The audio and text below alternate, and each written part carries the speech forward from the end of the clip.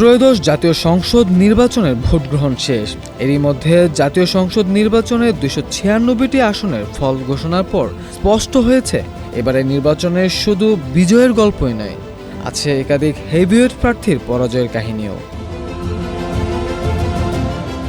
সবচেয়ে আলোচনা এসেছে বাংলাদেশ জামায়াতে ইসলামের 3 শীর্ষ নেতার পরাজয়। দলের সেক্রেটারি জেনারেল মিয়া গুলাম পরোয়ার খুলনার 5 আসনে দাঁড়িপাল্লা প্রতীক নিয়ে 1,44,956 ভোট পেলেও বিএনপির মোহাম্মদ আলী আসগরের কাছে 2,702 ভোটে পরাজিত হন। কক্সবাজার 2 আসনে সহকারী secretary general AHM Hamidur Rahman Azad 89,634 vote পেয়েও পিছিয়ে পড়েন বিএনপির আলমগীর মোহাম্মদ মাহফুজ উল্লাহ ফরিদের কাছে, যিনি মোট ভোট পান 1,25,262 ভোট। এছাড়া সুনামগঞ্জ 2 আসনেও একই চিত্র।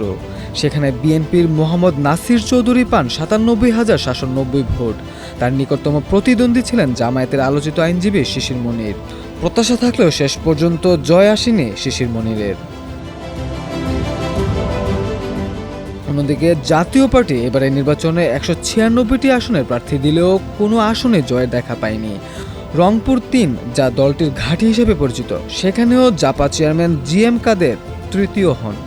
এই আসনে জামায়াতের মোহাম্মদ মাহবুবুর রহমান বেলাল জয় পান 1,75,827 ভোট নিয়ে। বিএনপির শামসুজ্জামান সামু পান 84,557 ভোট আর GM কাদের পান 43,385 ভোট। এদিকে বরিশাল 5 ও বরিশাল 6 2 আসনে পরাজিত হন ইসলামী আন্দোলন বাংলাদেশের সিনিয়র নায়েবে আমির মুফতি সৈয়দ মোহাম্মদ ফয়জুল করিম। বরিশাল 5 আসনে বিএনপির মজিবুর রহমান সরওয়ার 1,35,146 ভোট পেয়ে জয়ী হন। বরিশাল 6 আসনে বিএনপির আবুল হোসেন খান এগিয়ে থাকেন উল্লেখযোগ্য ব্যবধানে। এছাড়া বগুড়া 2 আসনে আলোচনায় থাকা নাগরিক ঐক্যের সভাপতি মাহমুদুর রহমান মান্না প্রত্যাশিত ফল করতে পারেননি। কেটলি প্রতীকে মাত্র 3,426 ভোট পেয়ে জামানত হারান তিনি। এছাড়া পঞ্চগড় 1 আসনে এনসিপির সার্জিস আলম 1,66,126 ভোট পেলেও বিএনপির নওশাদ জমিরের কাছে হেরে যান। নওশাদ জমির পান 1,74,430 ভোট। এবারে ত্রয়োদশ নির্বাচনে ঢাকার 20 আসনের মধ্যে সবচেয়ে বেশি আলোচিত ছিল ঢাকা 8 আসন, যেখানে পাটোয়ারি আর আব্বাসের নির্বাচনী প্রচারণা ছিল বেশ জমজমাট। তবে ঢাকা 8 আসনে জমজমাট প্রচারণার পর বিএনপির মির্জা আব্বাস 59,366 ভোট পেয়ে জয়ী হন।